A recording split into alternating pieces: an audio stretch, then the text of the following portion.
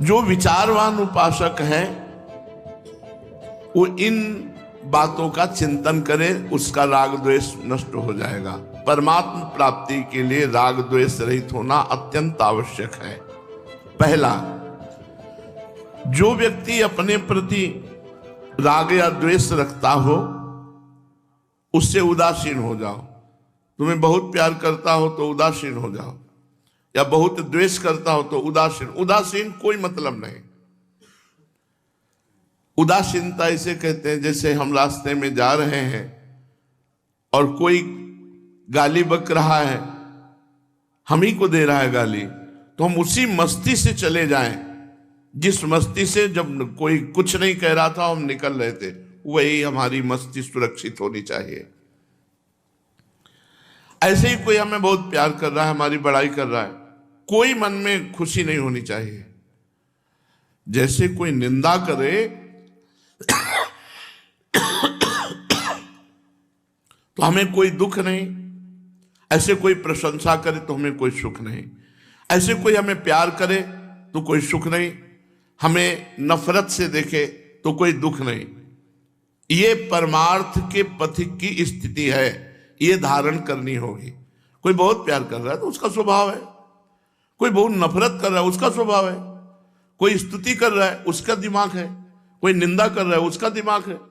उसने अपने अपने दिमाग से दोनों कर रहे हैं। हमको अपने दिमाग से रहना है, हमको देखना है स्तुति करने वाले में भी भगवान, निंदा करने वाले में भी भगवान, न राग न द्वेष।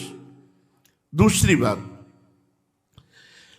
यदि हम सच्चे संतों का संग करेंगे, विरक्तों का संग करेंगे, तो हृदय में राग द्वेष टिक ही नहीं पाएगा, क्योंकि राग द्वेष की सत्ता नहीं। हम ये जाति पक्ष लेकर, धर्म पक्ष लेकर, ये जो बड़े बड़े सब बवंडर है, ये शुद्ध परमार्थ से हमको विलग कर देते हैं। इसलिए भाई जी महाराज ने कहा बड़ी बड़ी समिति और सभाओं में नहीं जाना चाहिए। भगवान का सत्संग सुनो, नाम जप करो, भजन करो, सब में वही प्रभु विराजमान है। वैराग्यवान सच्चे संतों का संग करने से हमारे हृदय से राग द्वेष नष्ट हो जाता है। तीसरा, जब हमारा हृदय भगवान का चिंतन करता है और सच्चे संतों का संग सुनता है तो हमारे हृदय में पवित्र विचार आते हैं, सच्चे अच्छे विचार आते हैं, सत्य विचार आते हैं। तो सत्य विचार में ये मायाकृत अपवित्र विचार, राग द्वेष, राग से भी हृदय अपवित्र होता है और द्वेष से भी अपवित्र होता है। ये अपवित्र विचारों की सत्ता नहीं रह जाती। जब हम सच्चे संतों का संग करते हैं, उनके श्रीमुख से सच्चा परमार्थ सुनते हैं, तब हमारे हृदय में शुद्ध विचार आते हैं। शुद्ध विचारों के आगे ये अशुद्ध राग द्वेष रूपी विचार टिकते नहीं हैं। चौथा, महात्माओं का संग करने से पुण्य वृद्धि होती है और दुरात्माओं का संग करने से पाप वृद्धि होती है। तो हमारी मैत्री महात्माओं से होनी चाहिए। और जो दुष्ट स्वभाव के लोग हैं, राग द्वेष वर्णन करने वाले हैं, इनकी हमें निंदा नहीं करनी, उपेक्षा करनी है। उपेक्षा के जैसे कोई पागल आदमी है तो हम उसकी उपेक्षा करते हैं, वो कुछ भी बोले हम ध्यान नहीं देते। ऐसे ही बातुल भूत विवश मतवारे, ते नहीं बोले ही वचन विचारे, तिनकर कहा सुनी नहीं काना। अपने कान से बात हमने ये न सुने। जब हम किसी को सुखी देखें तो प्रसन्न हो, जब दुखी देखें तो उसके दुख निवारण का उपाय करें, तो इस पद्धति से भी राग द्वेष हमारा नष्ट हो जाएगा। पांचवा, रोज हमें एक बार ये प्रार्थना करें भगवान से कि हमारे भजन का फल हो, सर्वे भवन्तु सुखिनः, सर्वे सन्तु निरामयः, सर्वे भद्राणि पश्यन्तु, मा कश्चित् दुख भाग भवेत्। सब लोग सुखी हों, सब निरोग हों, सबका हम जब दर्शन करें तो सब प्रसन्न दिखाई दे, किसी को किंचिन मात्र कभी दुख ना हो। सर्वे में सब आ गए, सर्वे भवन्तु सुखिनः। हमारे भजन का क्या फल मिले? सब सुखी हो जाए, सबको हमारे भजन का फल मिले। सर्वे भवन्तु सुखिनः, सर्वे सन्तु निरामयः, सर्वे भद्राणि पश्यन्तु मां कश्चित् दुर्भाग भवेत्। सबका मंगल हो, जब मैं देखूं सब प्रसन्न स्वस्थ दिखाई दे, किसी को किंचन मात्र दुख ना हो, ये मेरे भजन का फल हो, तो राग द्वेष नहीं होगा, क्योंकि हम सबको दे रहे हैं। सर्वे भवन्तु सुखिनः। छठवां, राग द्वेष युक्त जब बात सुनो किसी के मुख से तो उसका संग छोड़ दो, क्योंकि निश्चित राग द्वेष हो ही जाएगा, निश्चित हो जाएगा। जब हम किसी के प्रति किसी के मुख से सुनते हैं तो हमारी श्रद्धा है कि भगवान है, और जब हम सुनते हैं किसी को तो अरे, तो फर्क पड़ जाता है। वो शब्द जाता है, अपना प्रभाव दिखाता है, हमारा हृदय गंदा होता है, हम वहां संत भाव भगवंत भाव न करके वहां फिर दोष दर्शन करने लगते हैं। इसलिए पूज्य बाबा कह रहे हैं, जो राग द्वेष का वर्णन करते हैं ऐसे संग से बचो, ऐसे मित्र से बचो। वो मित्र नहीं, वो शत्रु है, माया के द्वारा भेजा हुआ, जो हमारा राग या द्वेष पुष्ट करता है। सातवां, मेरा लक्ष्य है राग द्वेष मिटाना, ऐसा दृढ़ नियम ले लेना, ना किसी से राग ना किसी से द्वेष। आठवां, ऐसे राग द्वेष युक्त पुरुषों से वस्तुएं ना ली जाएं, व्यवहार ना बनाया जाए। जो आप में राग करता हो उससे नहीं, और जो आप में द्वेष करता हो उससे नहीं। उदासीन से ले लो, जो उपेक्षा पूर्वक दे ले लो, बहुत बढ़िया लाभ मिलेगा उससे। जो राग पूर्वक या द्वेष पूर्वक, दोनों से नहीं। उपासक को चाहिए कि लेन देन खान पान राग द्वेष पूर्वक नहीं होना चाहिए, नहीं तुम्हारा राग उससे हो जाएगा। नवा, ये ब्रह्म सूत्र स्मरण करता रहे, असंगोहम पुरुषः, असंगोहम पुरुषः, मैं असंग हूं, मैं किसी का साथी नहीं, कोई मेरा साथी नहीं। कबीरा खड़ा बाजार में, सबसे पूछे खैर, ना काहू से दोस्ती और ना काहू से बैर। ये न राग न द्वेष। कबीरा खड़ा बाजार में, सबसे पूछे खैर, ना काहू से दोस्ती ना काहू से बैर। दसवां, ये असंगोहम पुरुषा बहुत बढ़िया सूत्र है, 2-4 बार तो याद ही कर लेना चाहिए। असंगोहम पुरुषा, इसका सीधा अर्थ है, दुनिया में लाखों का मेला जुड़ा, हंसा जब जब उड़ा तो अकेला उड़ा। असंगोहम पुरुषा, ये बहुत ही अमृत में शब्द है। असंगोहम पुरुषा, मैं असंग हूं, मेरा कोई नहीं, और कोई है ही नहीं तो मेरा कोई क्या, कोई है ही नहीं। असंगोहम पुरुषः, ये कई बार साधकों से कहते हैं, ये सूत्र समझ लो, असंगोहम पुरुषः, बड़ा अमृत में है। हंसा जब जब उड़ा तो अकेला उड़ा, कोई साथी नहीं। इसलिए उस दिन की बात याद करो जिस दिन तुम्हारे साथ कोई नहीं जाने वाला है, कोई ऐश्वर्य नहीं जाने वाला, कोई वैभव नहीं जाने वाला, कोई मित्र नहीं जाने वाला। उस समय असंगोहम केवल आप होगे, और जो जो आपने कर्म किए वही आपको बार बार पीड़ित करेंगे। इसी जन्म में कर्मों को भस्म कर दो भगवान के भजन से, और भगवान के धाम की यात्रा करो। 10वां, हृदय का एक एक कोना नाम जप से भर दो, ठसाठस भर दो। कोई भी हृदय का कोना ऐसा ना बचे जिसमें नाम, ये लौकिक धन किसी काम का नहीं, यहां का यहीं रह जाएगा, तुम्हारे साथ कुछ नहीं जाएगा। असंगोहम, न वस्तु न व्यक्ति न स्थान न मित्रता न दुश्मनी, कुछ नहीं। किया हुआ कर्म, उसी कर्म को यहां भजन से भस्म कर दो तो मुक्त हो गए, भगवान के धाम में जाने का अवसर मिल जाए। एक एक हृदय का कोना नाम रूपी धन से भर दो। राधा राधा राधा राधा राधा। राग द्वेष की निवृत्ति हुए बिना ना भगवान की प्राप्ति होती है, ना ब्रह्मबोध होता है। ब्रह्मबोध या भगवत प्राप्ति नाम जब करो दोनों हो जाएंगे, राग द्वेष सब छूट जाएगा। खूब नाम जब हृदय सरस होता है तो राग द्वेष की गुंजाइश नहीं रहती। राग द्वेष होता है प्रायः क्रिया पर दृष्टि रखने वाले के, साधक वही जो कारण पर दृष्टि रखता है। कारण श्री हरिवंश भनम। तुम्हारे प्रति अनुकूल क्रिया हुई तो राग हो जाएगा, प्रतिकूल क्रिया हुई तो दोष हो जाएगा। और अगर कारण पर दृष्टि है, क्रिया पर दृष्टि नहीं है कि कारण तो परमात्मा है इसका, तो आपका राग द्वेष नहीं होगा, समदर्शन आ जाएगा। महाराज जी, हम में बहुत दोष हैं, देखता हूं, तो ये दोष अपने प्रयत्न से दूर होंगे या भगवत कृपा से दूर होंगे? बहुत अच्छा। जब तुम ये जानते हो कि ये आचरण अच्छा है और ये आचरण बुरा है, प्रश्न है महाराज जी हम में बहुत दोष हैं, दोष अपने प्रयत्न से दूर होंगे या भगवत कृपा से? तो उत्तर है पूज्य बाबा, जब तुम जानते हो कि ये अच्छा है और ये बुरा है, और ये प्रायः सभी लोग जानते हैं, तो फिर इसका कारण क्या है कि तुम बुराई नहीं छोड़ पा रहे हो? तुम्हारी लगन नहीं है बुरा छोड़ने की, तुम्हारा संकल्प नहीं बन रहा बुरा छोड़ने का। यदि तुम्हारी दृढ़ प्रतिज्ञा हो जाए, दृढ़ लगन हो जाए, तो तुम्हारे सारे दोष दूर हो जाए।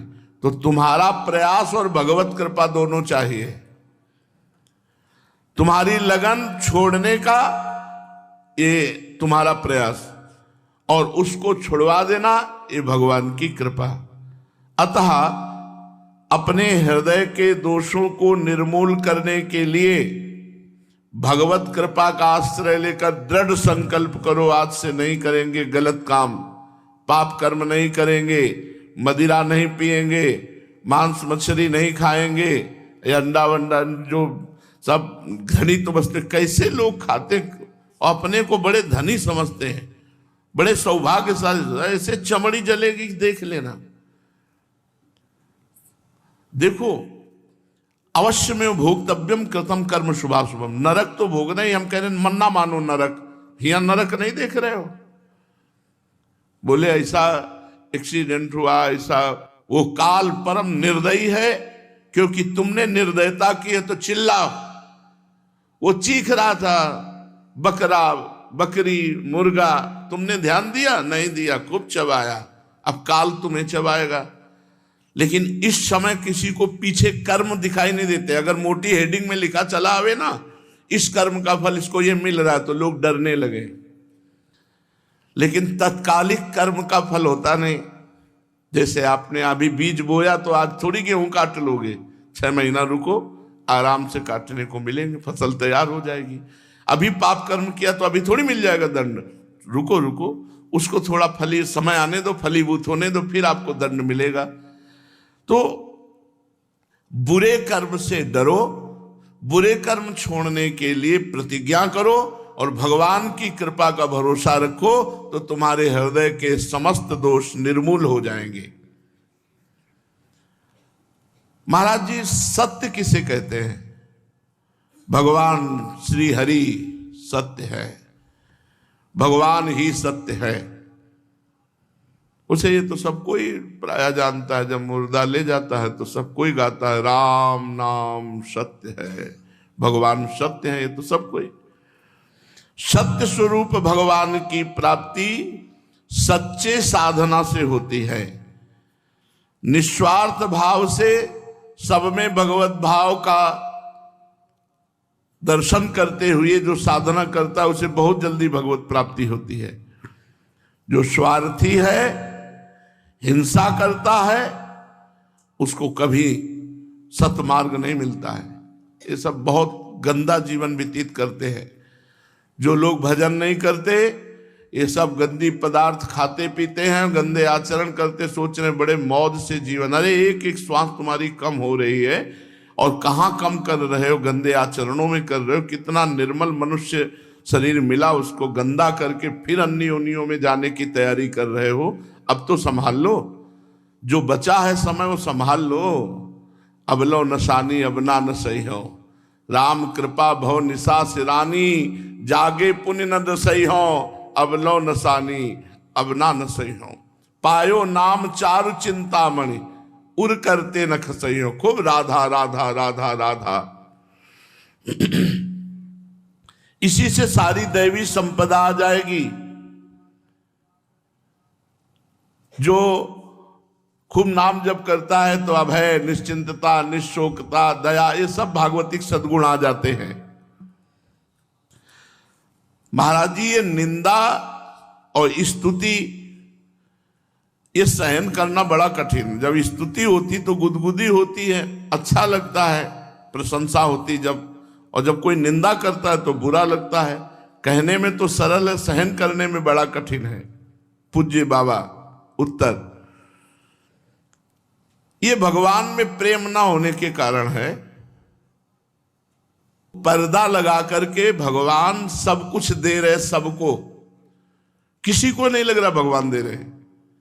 तुम्हारा शरीर तुमने रचा, तुम्हारी बुद्धि तुमने रची, एक भी रोम तो तुम नहीं बना सकते हो। तुम हो क्या? भगवान के यंत्र हो। पर ये कहां मानते हो? तुम्हारे पास है क्या जो भगवान ने दिया है? पर यह कहां मानते हो? मानते हो नाथ सकल संपदा तुम्हारी, मैं सेवक समेत सुत नारी, त्वदीयम वस्तु गोविंदम। ये मानते हो कि हे गोविंद सब आपकी दी हुई वस्तु। तो जब हम प्रभु में अपना मन बुद्धि लगा दिए तो हमें पता है कि जिस बात की ये प्रशंसा कर रहा है ये तो मेरी कर रहा है, मुझे तो शर्माना चाहिए, ये तो प्रभु की है। क्योंकि प्रभु ने सद्गुण दिए, प्रभु ने भजन कराया, प्रभु अपने मार्ग में चलाए, प्रभु ये सब कर रहे, सब प्रभु कर रहे। अब जब निंदा हो तब क्या हो? तो मेरे प्रभु इसमें बैठ करके मेरे धैर्य की परीक्षा ले रहे। कहो प्रभु कहो, खूब गाली दो, हम सहेंगे क्योंकि आप मेरे प्रीतम हो। निंदा स्तुति की वृत्ति तभी जागृत होती है जब हमारा भगवान से अपनापन नहीं होता। नहीं नहीं, बिल्कुल प्रभाव नहीं पड़ेगा। निष्काम और सकाम दोनों प्रकार के कर्म कामना पूर्वक किए जाते, फिर इनमें भेद क्या है? तो जो ईश्वर प्राप्ति की कामना के लिए किया जाता है उसे सकाम नहीं कहते, उसे निष्काम कहते हैं। जैसे कहा जाता है इच्छा मत करो, इच्छा ही बंधन का कारण है। तो जो इच्छा शरीर भोग के लिए की जाती है वो बंधन का कारण हो, जो भगवान की प्राप्ति के लिए किया जाता है वो बंधन का कारण नहीं है। हमारा खूब भजन बढ़े, हम जितेंद्री हों, हम प्रभु के प्रेम में डूबे, हमें भगवत साक्षात्कार हो, हमारा जन्म ना हो, ये इच्छाएं करके ही तो परमार्थ में चला जाता है। तो ये इच्छाएं बांधने वाली नहीं, मुक्त करने वाली हैं। और हमें इंद्रियों के भोग मिले, हमें मनमानी धन मिले, हमें मनमानी यश मिले, ये बांधने वाली है। तो दोनों में इच्छाएं होती, निष्काम में भी सकाम में भी। जो इच्छाएं भगवान को लेकर के होती वो मंगलमयी बांधने वाली नहीं होती, और जो इच्छाएं शरीर को लेकर होती वो सब बांधने वाली होती है। उन्हीं को सकाम कहा जाता है। एक इच्छा वायु की तरह है, जैसे पूर्व की वायु चले तो बादल आ जाते हैं, और पछयाव चलने लगे पश्चिम की तरफ से वायु चलने तो बादल उड़ जाते हैं। तो शरीर की इच्छा ये अंधकार अज्ञान पैदा कर देगी, भगवान की इच्छा अज्ञान अंधकार को उड़ा देगी। दोनों इच्छाएं ही हैं, दोनों इच्छा करके ही चलते हैं सुख की, सकामी भी और निष्कामी भी। पर सकामी भोग सुख की इच्छा और निष्कामी भगवत सुख की इच्छा। चलते हैं श्रीमद् भागवत महापुराण। करुणामय भगवान श्री कृष्णचंद्र जी अक्रूर जी के यहां विराजमान हैं। अक्रूर जी ने भगवान की स्तुति की। श्री सुखदेव जी महाराज कहते हैं अक्रूर भगवान जी से इस प्रकार स्तुति करके हाथ जोड़कर खड़े हो गए। तब भगवान श्री कृष्ण ने मुस्कुराकर मधुर वाणी से मानो मोहित करते हुए कहा, हे तात, आप हमारे गुरुजन हैं, हितोपदेशक हैं और चाचा भी हैं। हमारे वंश में अत्यंत प्रशंसनीय तथा हमारे सदा के हितैषी हैं। हम तो आपके बालक हैं, सदा ही आपकी रक्षा पालन और कृपा के पात्र हैं। अपना परम कल्याण चाहने वाले मनुष्यों को चाहिए कि आप जैसे परम पूजनीय महाभाग्यवान संतों की सर्वदा सेवा करनी, उनकी आज्ञा में रहना, उनके अनुकूल चलना। आप जैसे संत देवताओं से भी बढ़कर हैं, क्योंकि देवताओं में तो स्वार्थ रहता है, संतों में स्वार्थ नहीं रहता। वही संत है जिसमें स्वार्थ नहीं है। चाचा जी, नाहम्यानि तीर्थानि न देवा मृच्छिलामया ते पुनन्त्युरुकालेन दर्शनादेव साधवः। केवल जल के तीर्थ ही तीर्थ नहीं है, केवल मृत्तिका या शिला की बनी हुई मूर्ति ही भगवान नहीं है। चाचा जी, इनकी तो बहुत दिनों तक श्रद्धा पूर्वक सेवा करे तब कहीं पवित्रता आती है, परंतु यदि संत पुरुष का दर्शन मात्र हो जाए तो जीव परम पवित्र हो जाता है, सारे पाप नष्ट हो जाते। संत दरस जिमि पातक टरई। अक्रूर जी से भगवान ने कहा, आप हमारे परम हितैषी सुहृदों में सर्वश्रेष्ठ हैं, इसलिए आप पांडवों का हित करने के लिए, उनका कुशल मंगल जानने के लिए आप हमारे से प्रेरित होकर हस्तिनापुर जाइए। हमने ऐसा सुना है कि राजा पांडु के मर जाने पर अपनी माता कुंती के साथ युधिष्ठिर आदि पांडव बड़े दुख में पड़ गए हैं। राजा धृतराष्ट्र उन्हें अपनी राजधानी हस्तिनापुर में ले आए हैं, पांडव वहीं रह रहे हैं। आप जानते हैं कि राजा धृतराष्ट्र तो एक तो अंधे हैं और दूसरे उनमें मनोबल की कमी है, और उनका पुत्र दुर्योधन बहुत दुष्ट है, और धृतराष्ट्र जी दुर्योधन के अधीन है। वो पांडवों के साथ अपने पुत्र जैसा व्यवहार नहीं कर पाते हैं। इसलिए आप जाइए और वहां सब मालूम कीजिए कि पांडवों की क्या स्थिति है, और जो समाचार हो वो मुझे दीजिए, और उचित धृतराष्ट्र जी को समझाइए कि वो पांडु पुत्रों में और अपने पुत्रों में भेद न करें।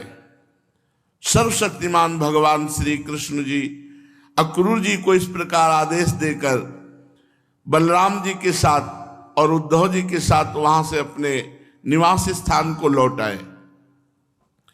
भगवान ने जब आज्ञा करी तो अक्रूर जी तत्काल भगवत आज्ञा से हस्तिनापुर गए।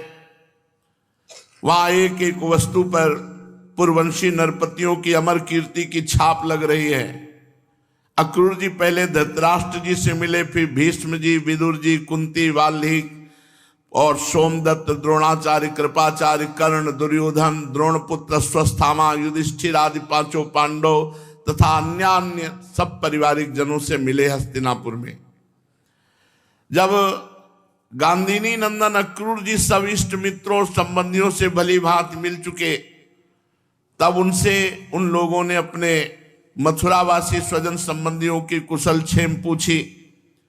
उनका उत्तर देकर अक्रूर जी ने भी हस्तिनापुर वासियों का कुशल मंगल पूछा। परीक्षित, अक्रूर जी ये जानने के लिए कि धृतराष्ट्र पांडवों के साथ कैसा व्यवहार करते हैं, कुछ महीनों तक वहीं हस्तिनापुर में रहे। धृतराष्ट्र में अपने दुष्ट पुत्रों की इच्छा के विपरीत कुछ भी करने की हिम्मत नहीं थी, और वही सम्राट थे धृतराष्ट्र जी। दुर्योधन, दुशासन, शकुनि आदि दुष्टों की सलाह के अनुसार काम करते थे। अक्रूर जी को कुंती और विदुर जी ने ये सब बातें बतलाई। धृतराष्ट्र के लड़के दुर्योधन आदि पांडवों के प्रभाव, शस्त्र कौशल, बल, वीरता और विनय आदि सद्गुण देखकर उनसे जलते रहते हैं, ईर्ष्या करते हैं। जब वे ये देखते हैं कि प्रजा पांडवों से विशेष प्रेम रखती है तो दुर्योधन बहुत चिढ़ जाता है और पांडवों का अनिष्ट करने पर उतारू हो जाता है। अब तक दुर्योधन आदि धृतराष्ट्र के पुत्रों ने पांडवों पर कई बार विषदान आदि बहुत से अत्याचार, और आगे भी इनके विनाश के लिए वो सोचेंगे, ऐसा विदुर जी और कुंती जी ने अक्रूर जी को बताया।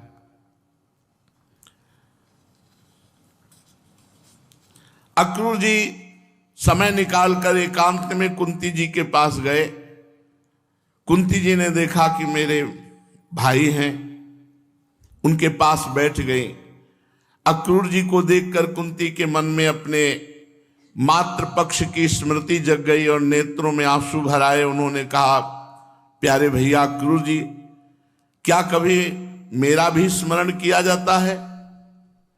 मैंने सुना है हमारे भतीजे भगवान श्री कृष्ण और कमल नयन बलराम बड़े ही भक्त वत्सल और शरणागत रक्षक हैं। क्या वे कभी इन फुफेरे भाइयों की याद करते हैं, पांडवों की? मैं तो शत्रुओं के बीच में घिरकर शोकाकुल हो रही हूं। मेरी वही दशा है जैसे आसपास भेड़िए हों और बीच में एक हिरनी फंस गई हो अपने बच्चों सहित। मेरे बच्चे बिना बाप के हैं, क्योंकि पांडु जी महाराज पधार गए तो पांडव अनाथ हो गए। क्या श्री कृष्ण कभी मुझ इन अनाथ बालकों को सांत्वदान देने के लिए यहां आएंगे? इतने में भावावेश बढ़ा और कुंती जी ने देखा कि सामने श्री कृष्ण विराजमान है भाव में। उन्होंने कहा, हे सच्चिदानंद श्री कृष्ण, कृष्ण कृष्ण महायोगिन विश्वात्मन विश्वभावन प्रपन्नाम पाहि गोविंद शिशुभिश्चावसीदति। हे कृष्ण, तुम तो महायोगी हो, विश्वात्मा हो, तुम सारे विश्व के जीवन दाता हो। हे गोविंद, मैं अपने बच्चों के साथ दुख पर दुख भोग रही हूं, तुम्हारी शरण में आई हूं, मेरी रक्षा करो, मेरी रक्षा करो, मेरे बच्चों को बचाओ।